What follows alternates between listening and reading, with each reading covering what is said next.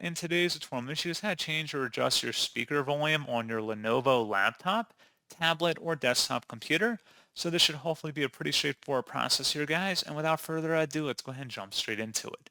So all you have to do is open up the search menu and you want to type in settings. Best result, you come back with settings. Go ahead and open that up. Select the system tile, and then on the left side underneath system, select sound.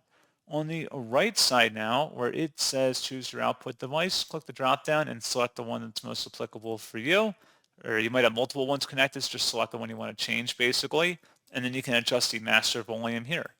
So pretty straightforward process on that, guys. And as always, thank you for watching. I do hope that was able to help you out, and I do look forward to catching you all in the next tutorial. Goodbye.